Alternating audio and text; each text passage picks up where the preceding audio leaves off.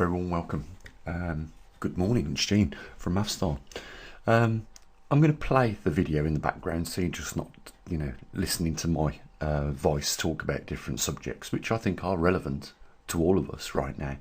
The video was put on by Chasing Sharp, and I'll just press play. You won't be able to hear it, but you get some visuals. Anyhow, it's Richard Wolff. If you've not come across him, look him up. Another one is Jeffrey Sachs. I watched him live in the European Union yesterday, just talking about, and so is Richard Wolff, about the bizarre behaviour of world leaders and their strategy that's going on around the world. And it will be part of the conversation we're going to have, or the topic we're going to talk on a little bit more in this video. Because what all these talented, very educated people are talking about now, and I don't know whether you've noticed this, but they're talking about world leaders in a way I've never heard them talk about world leaders before. And that in its own right should tell you that we are not living in normal times anymore. Because of the bizarre behaviour that they're doing. I mean, Donald Trump has basically said he's going to reduce taxes for the American people, and then before he did that, he put tariffs up. Now, let's say the tariff war settles down to a simmer and there is a 10% tariff imposed on everybody that is importing into the United States. First and foremost, if England is importing into the United States, it's not us that pay the tariffs. Yes, American government will make the money on those tariffs, but tariffs is the exact same word, or the meaning behind the word tariff is the exact same meaning behind the word tax. And another word which is used is import tax. All these are the same thing, but basically tariffs are taxes on US citizens. So if Donald Trump at some point does reduce taxes for people, he won't do it by more than the 10% tariff rate. So what he's done is he's took a handful off you and he's give you a couple of pinches back. If you're an American, you'll know that. But not only is it a tax, let's leave that aside for the moment. Have a look at what's going on with the shops, Walmart, Target, Costco in America. What Donald Trump's done is he's threw a global tax on any country that is importing to the United States, all at the same time. He hasn't done it one country at a time and let it settle down and then another country. He's did it all in one go, and this has obviously affected trade and businesses across the range in the United States, and it is going to cost people jobs. It already is. If you're in the logistics business as a trucker, with the less containers coming into the United States now, it is estimated around 40% down on normal containers that arrive in the ports around the dockyards of America, then you're not going to be transporting 40%. So that's nearly half of those road transport drivers, the truckers, that are no longer needed. And as a result, we're seeing, companies lay the entire lot off. And I couldn't understand this, and some of the YouTubers were talking about it. They said, why didn't they just downsize as opposed to collapse the company or shut the company down? Laying off in one go 250 truckers. They had 250 truckers and over 300 trailers, this one haulage company, and they laid the lot off, sold up. Why didn't they downsize by 50% until the work picked back up, and then possibly re-employ those people? Why they shut the whole company down is beyond my logical understanding. I don't know why you would do that. So we're all facing tough times ahead, but I think the best thing that the UK did is just let it go. Because if the UK had retaliated by putting a tariff on America, that would have been punching the UK citizens, or slapping the UK citizens in the face. It would have been, okay, America's going to hit their citizens and we're going to hit ours. But thankfully at the moment we haven't did that, so we've not followed suit, but China did. And I can't understand why they did that. Was it just picking the nose to spite the face?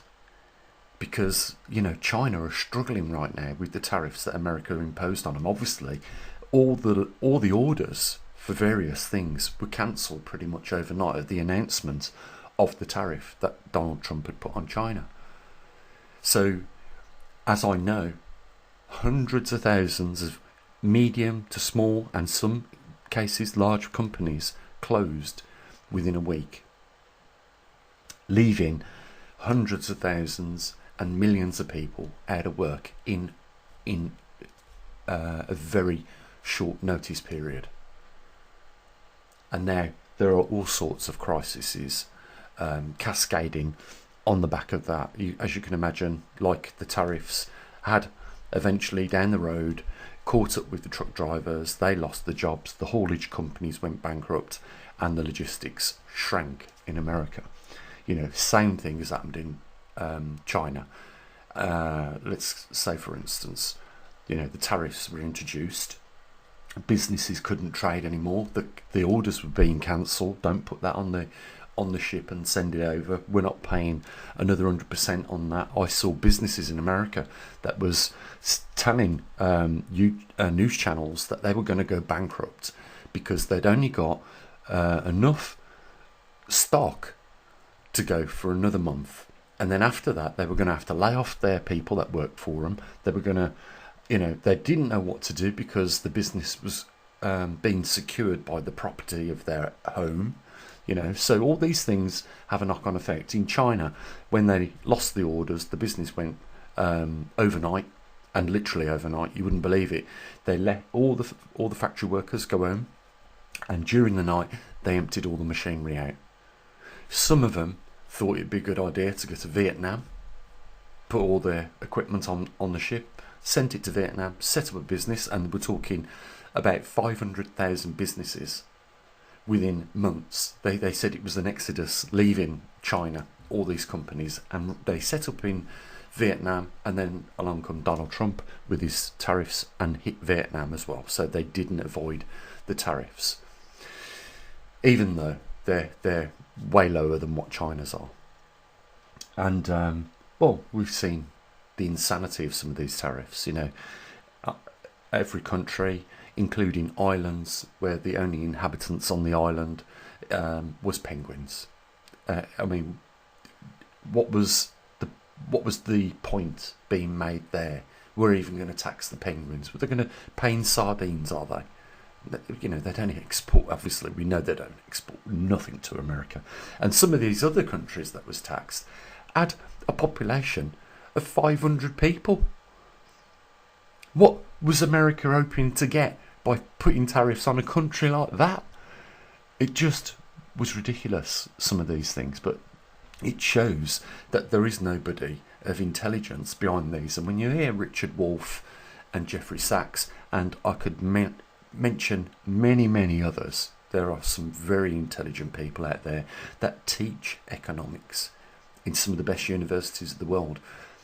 You know, just listen to what they're saying, because nothing makes sense. And if we live in a world where nothing makes sense, then we have to be twice as shrewd as the fox if we're going to try and, you know, have some form of quality of life. And that's very hard in this day and age. And I really feel sorry for our younger generation, because usually when you use something or you take part in a society, I say use something because if ever I use a tool, you know, before I give it the person back, if I've borrowed it, I clean it and give it them back in the same condition they give it me.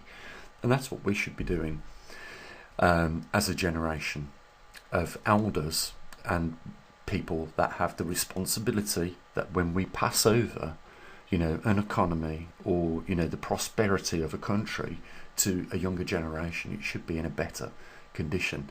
And that has not been the policy for a long time. And that's why, you know, sometimes I watch here in the UK, and I'm pretty sure that you're a lot like me, you watch these cost of living crisis videos on YouTube, and you see the ones that are being hit the worst, are the most vulnerable, which are, you know, the younger generations, the ones that are just leaving home now. And I say they're just leaving home, but they're leaving home when they're in their 30s to 40s, as opposed to, you know, when I was growing up, I left home when I was 18. I think even before then I'd left home and got my own place, and, you know, it's sort of like, as using the expression, leaving the nest, you know, and you either sink or swim, but, you know, you find a way. Today it's very hard. I know here in the UK, I think we're the 5th or 6th richest country in the world. We've got people living in the cars, people living on the streets, vulnerable people living on the streets. I mentioned about a week ago that, you know, I couldn't believe it, that next to a guy sleeping in a duvet in front of a shop doorway was his wheelchair.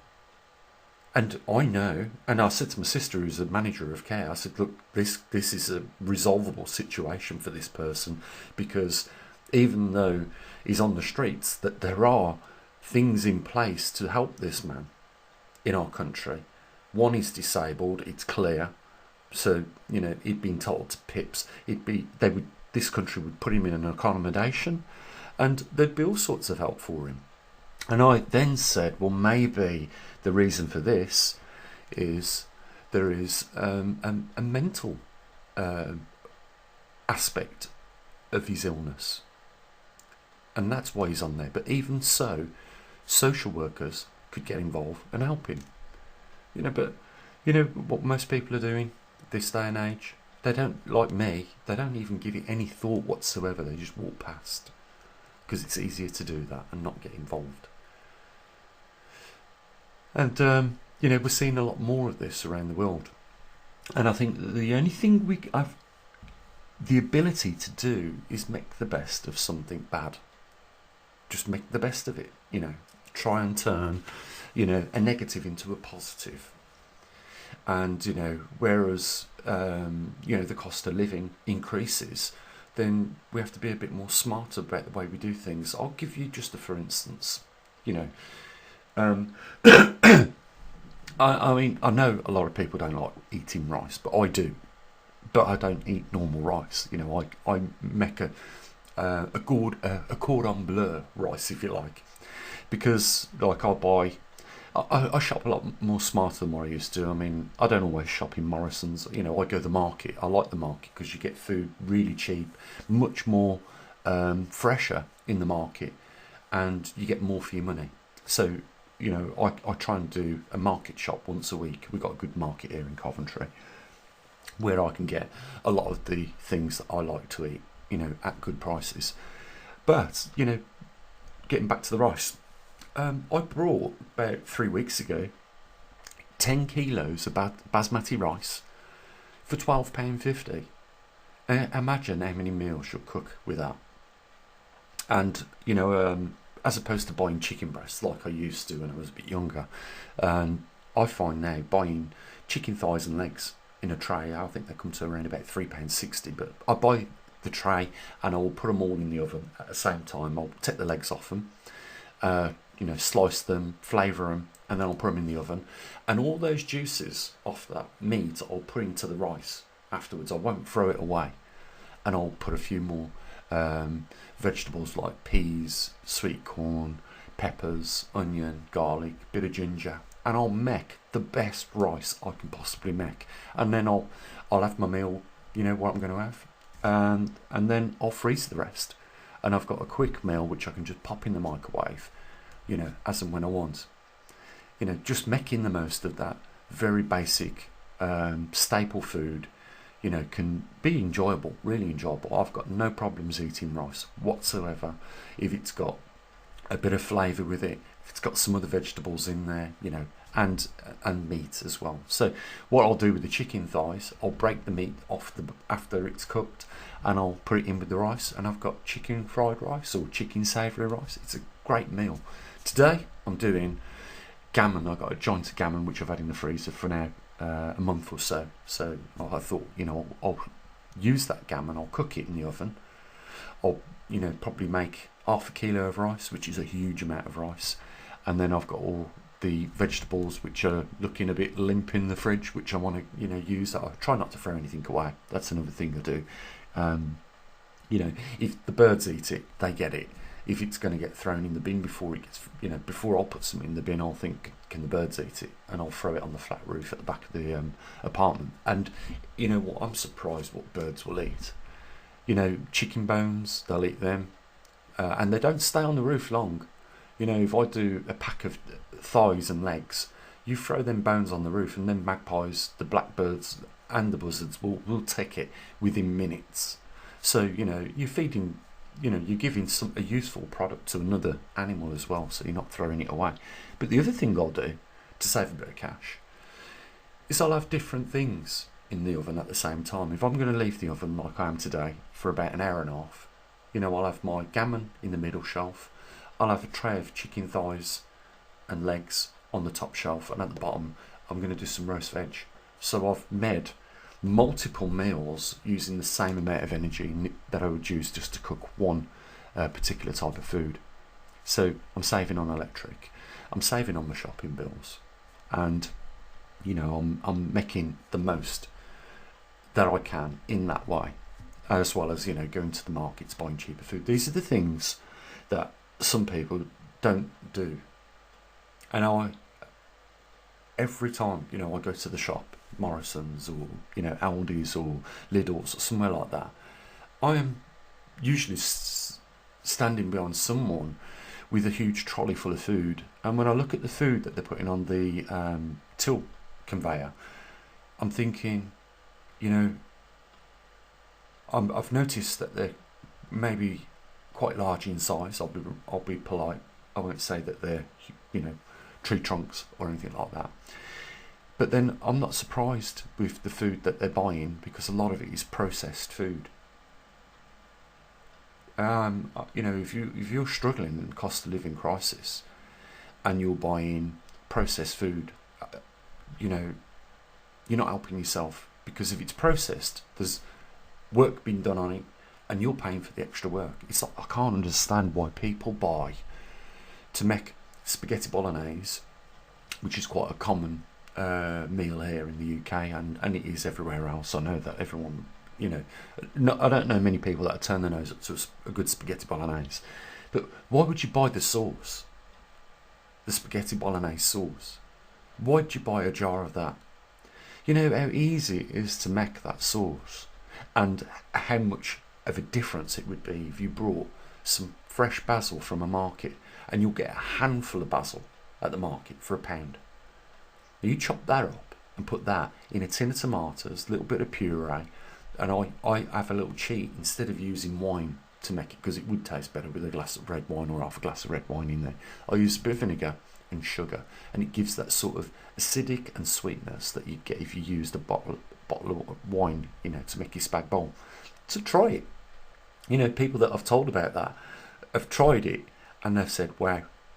They've cooked it for the children. The kids have said, what have you done different, in that you don't normally know. The person said, why? They said, because it tastes much better. So a little tip for you there. A little bit of vinegar. The acidicness of the vinegar will burn off. It'll just leave that little tangy taste, but then you've got the sugar in there, which will give you the sweetness of the wine that you would have had to start with. It's just little things like that. I don't mind sharing with people. But we've got to make the most of the worst situation every time. Because things ain't getting any easier. And if you're like me, you've been watching politics for 30 years. Well, I just, rather than hope for change now, I just stand there in complete amazement, thinking, why is the rest of the country or the rest of the world just allowing this to take place? Every 4 or 5 years there's an election. Somebody else gets in, but we see more of the same nonsense. And, nothing ever goes down in price or gets cheaper. And we've got hordes of people now who are leaving the UK because they are sick of working to survive. And I know that this is a problem in a lot of other countries. Now, where do you go? Where can you go where it won't be the same story? You know, I've thought about this. I've watched people that have emigrated out of the UK to other countries. I can tell you, but then you have got to probably do your best to learn another language. Where would you go?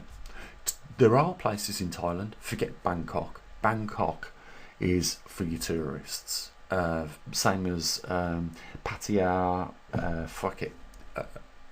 All those places, just tourist places. Yes, they're very beautiful, scenic places. Go far north. Go to where? Khon Kaen, which is central. So you'd have to get a flight from Bangkok to Khon Kaen. Have a look around there. Places like that. The people are more genuine in those places.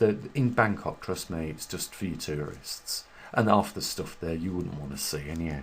It really is. The further you go north, the more your money will go anyhow. I mean, when I went to Thailand, I was only in Bangkok for a couple of nights. Flew out to Khon Kaen and then went almost to the Laos border. We was 100 miles away from the Laos border. And you met real Thai people, and they're really good people. But I know a lot of people from the UK are going to Malaysia, Kuala Lumpur. And it's countries like that where your money's going to go much further if you can get work out there, or you can work from your home. Your money's going to go much further. The weather is much better, and the cost of living is right cheap. And it's going to be like that for at least another 15 years until trade picks up to the point where labour increases in that country, and then we'll be faced with the same problem. So, basically, it eventually will come wherever you are in this world. And we're seeing this now because people used to send all the factories over to China because they was exploiting cheap labour. And then it moved to India, and it's moving all around. They're just looking for the next person who they can exploit for cheap labour, and that's why companies have moved out of the UK. That's why companies have moved from the US to countries like that. It's because they just exploit, and it's wrong, really, because it takes jobs away from their own country in the name of greed, because the business owner or the stockholders of that company demand a return on their money. So that company, once it goes onto the stock market, has to year in, year out reward those people with an increase on their wealth that they've invested in your company. And what do we see now? More and more is the case. It's not the workers that get rewarded with a pay rise. It's always the stockholders. Only them get their wage rise, and they've done nothing but sit on their arse somewhere whilst the workers have done all the hard work. There has been no reward for the hard workers. It's all gone to the shareholders of the company because they demand it. And the company CEO has obviously a responsibility to reward them. Otherwise, why would they invest in your company in the first place? So, in exchange for the shares he sells in his company, he gets some liquidity in the form of cash, so he can expand or do something with that, and they get a return on their money, usually in an increase of what they invested in the price of those shares. But, eventually, what do? Well, if you look around, I'm sure you've noticed that, your Target superstores, Costco's, Morrison's, all these shops have over the years did away with cashiers, and you've got more self-service tills. So all those jobs that used to be there in these companies have gone, and that money that they've saved for not paying a person has gone to the shareholders. That's the sort of pressure shareholders put on companies, and of course it will get worse and worse and worse. And what we're seeing now is some dirty tricks. You've got to really be careful, guys, out there, because we're seeing some really dirty tricks being played by some of these shops. Like, I'm going to mention it, Morrison's. I'm sick and tired of going in there, buying a cucumber. I'll bring it back home. Within 3 days, it's gone rotten. So they're buying it right at the last end of its sell-by date themselves, putting it on the shop, and we take it home and it goes off before we've even used it. The only way to combat that is buy it on the day you're going to use it. But you know what? I have been in Morrison's many times. I've picked up the cucumber and it's coming off already. It's soft in some places. You know, it's almost on the verge of hitting its sell-by date. Now, they must be buying this stuff in bulk. They must be. And it must cost them nothing to buy because it's almost at the end of its life with regards to reasonable sale date, end of sale date, and then selling it us at the full price. Ridiculous. Here's another little tip. Do not buy flavoured meats from big stores.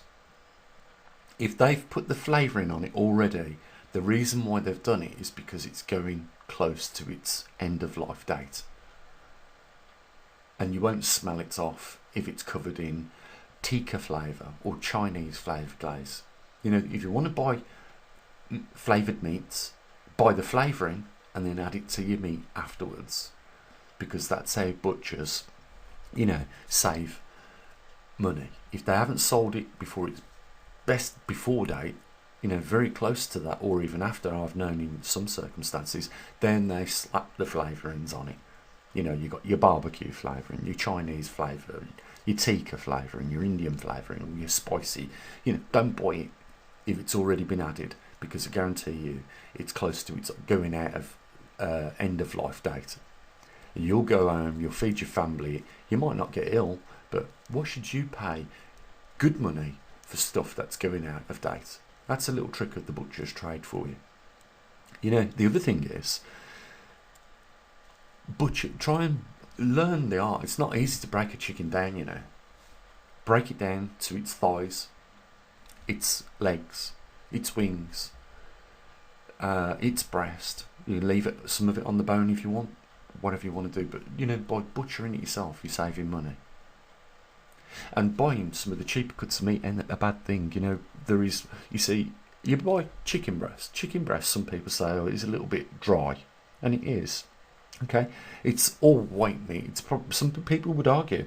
Some people would say chicken breast meat is the best and thigh meat is not. But let me tell you where all the omega-3 is. It's in the thigh and in the leg. That's the best, in my view. And it's not dry like breast meat. It's much better and it's cheaper. You can pay now here in the UK, I think 6 chicken breasts, it's going to come close to around about £8 or £9 in some shops, maybe more. Or you can buy a whole tray of 6 thighs with the legs on, and I always take the legs off myself. I butcher them, and you know, you can buy that for £3.60, and that's a lot of meat on them thighs. You know, I've got some crafty friends. If ever I'm cooking here and they know I've got the chicken in the oven, and I offer them, I'll put it all on a plate with the legs and thighs on one big tray. They always go for the thighs because they're smart. They know where all the meat is. It's on that thigh. You've only got that one bone, and you know, as opposed to the chicken drumstick, because the meat goes a little bit thinner towards the ankle, doesn't it? So there's not so much meat on there, but you know, they're quite big lads, and they always take. I've noticed now, I've got wise to their little games, you know, and their tricks. They always go for the thighs because I know there's a lot more meat on the thigh, but that's what they do. But guys, it's all about saving money, and you save a couple of quid here by going to the market, buying more fresher. The thing is with the market is you put your hands on what you want to buy, and you can pick the best out of the whole bunch. So if you want, maybe if you're buying mangoes or something, or fruit, you know, just buy them a little bit under ripe and they'll last longer in your house. Whereas you buy stuff like bananas, watch how quickly they go black from a supermarket. You know, what you're doing is you're putting, you know, the quality control back in your hands when you go to the market, because you can choose what you want. You know, if you want big spring onions, or what they're called, scallions in America, are they? Anyhow, you can buy, I buy huge piles of coriander. I chop it all up and I freeze half of it, and I use, you know, some of the fresh on that day. But you go to the supermarket, they give you this dried out piece of coriander, it's not worth even buying. It really isn't. So it's just about putting the quality control back in your hands where you can. So go in the market, you're buying better produce, lower cost. It's going to last longer in your fridge. It's going to be more healthy for you. You know, changing perhaps the types of cuts of meats that you buy. You know, learn how to cook them. You know, get yourself a brisket, chuck it in the oven with a few other things that you're going to use later on in that week, and slow cook it. It'll be one of the best tasting meats you'll ever put in your mouth. Cook it for about 3 hours on about, 150 degrees Celsius in your oven, or gas mark, 150. And it will be one of the best tasting meats you'll ever put in your mouth. You know, all that fat is there that's going to dissolve into the meat. I mean, you wouldn't try and cook it any other way, to be honest. Brisket is one of the cheapest cuts of meat. I mean, the last time I'd done a brisket, I put it on the smoker outside, and it come out beautiful. Really, just fell to bits. It was like pulled pork, that sort of tenderness, really tender. So, there's that. Buying probably cheaper cuts of meat, another good way. It's the old ways of living. This was more common. The Second World War, people were eating these cuts of meat, and why not? Why not look at other meats like rabbits? Have you got someone that can provide rabbits for you? There's nothing wrong with rabbit stews and things like that. They're good. Pheasants. If you're lucky, in a rural area, you not only have access to, in some places in America, I know they've got wild turkeys. In some countries, you've got wild boar. I've been watching this really talented woman in, I think, I don't know, maybe it was India or somewhere like that. No, not India. China or one of those Asian countries. She caught a boar in a trap. She's caught more than one. The one was a dugout trap with spikes in it. It just fell through the bushes that she put on the top and it went straight there. What I'm saying is, try and get, if you've got access to it, game. Now, if I lived by the coast, I'd be beach casting every week, at least once a week. I'm quite talented. I've got a great spot in the UK where I go fishing for sea bass, and I've had some beautiful sea bass, over a foot long. Lots of meat on them. We've cooked them, me and my son, there and then. So, make use of what you got around you. It's like, I know where round by me where, there's some wild fruit trees. At this particular time of the year, I know where to get them. It's like I know at the side of a canal there's a riverbank and it's full of wild strawberries. And they're only small, but they are the most flavourful strawberries I've ever eaten. And I know what time of the year I can go to that part of that river, the canal bank, and I know that there is I could fill a half carrier bag full of these strawberries. But I know where wild garlic is, all sorts of things. So just make use of what you've got available to you for free as well. If you're talented, and you live in a rural area, shoot some rabbits. If there's a lot of them. But one thing I've never done is shot something or killed it and not made use of it, because I'm not wasteful like that. I wouldn't do that. I do love rabbits, and I don't eat them all the time. I can't remember, it must have been years ago since I had a rabbit last, but you know what? It's good practice for you, especially in these uncertain times, for you to get in on those skills. Learn how to strip a rabbit down. Learn how to hunt a rabbit. Rabbits are very clever things. Let me tell you something about rabbits. You walk onto that field, they will disappear straight away. But if you drive onto the field at dusk in a car, for some reason, they don't run. They do not run. And I found it was easier to hunt rabbits with a friend driving the car, going onto the field and just shooting them. It's basically put the rifle out the window and pop. They don't run away. So you get the choice of the biggest one. The only other way of hunting rabbits is staying downwind of them, being very quiet and being very patient, and wait for them. When you go onto the field, notice where they all are, because they will use the same spots time and time again, and just wait. Quiet. Don't go in there smoking. your cigarettes, because they'll smell that straight away. Don't make a lot of noise. Just sit there, they'll come out, and then you can help yourself to them. The other thing is pigeons. Now, you might not think about pigeons as having a lot of meat on them, but they've got 2 steaks on the breast, one either side, and it's good meat, trust me. Not your trampy pigeons that you get in cities. Don't eat them things, because they're eating all the rubbish. I'm talking about, rural pigeons that are just feeding off whatever the farmer's growing in the field, the seeds, the corn, whatever. So go after them pigeons. Them are the ones that you want to eat. You don't want to eat them filthy little things in the cities that flutter around everywhere. No good. So, maybe something I've mentioned in this video will resonate with you. I just briefly mention some of the hysterical comments that was left on the video yesterday, and I expected it, and it really is water off the duck's back for me. I don't care. I've done it for over 10 years now. You guys know what sort of work was put into getting where we did with the observatory. In terms of programming some of this stuff took me 2 years, and what made me laugh is we had one comment where the guy said, I've been following you for 10 years and I nearly made a donation, but having heard you today saying that you're going to put it all on Patreon, I'm not going to. Can you believe that? 10 years he followed us, never made a contribution whatsoever. So he obviously sat there for those 2 years. I kept saying to people, I'm not giving up on this program. I will get to program it eventually.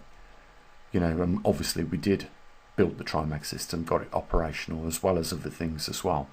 And this guy sat there all this time and didn't even contribute once. Can you believe that?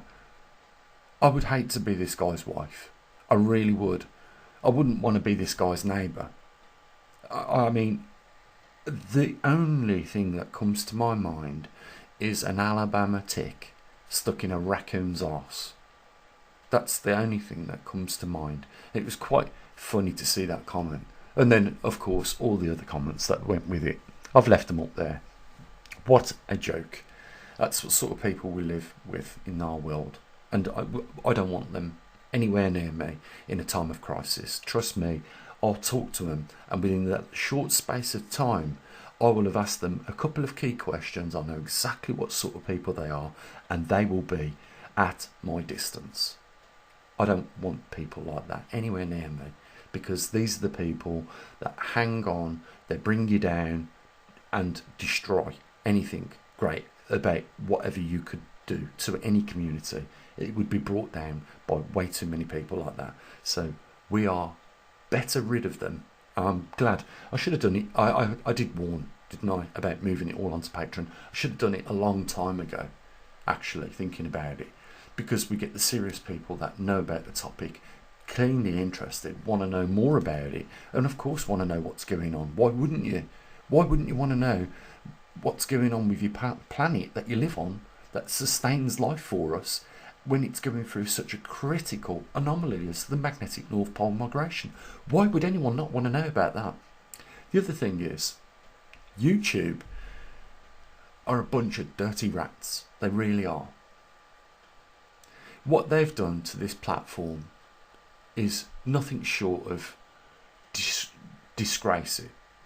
And it's the people that made the videos that brought the platform, made it what it is today, and it's sadly going to ruin. And of course, I've noticed in my life that this happens eventually to anything. It's only good while the going's good, but eventually it gets destroyed by, people such as those in that comment section yesterday. It's that mentality that brings things down, and it's happening to YouTube.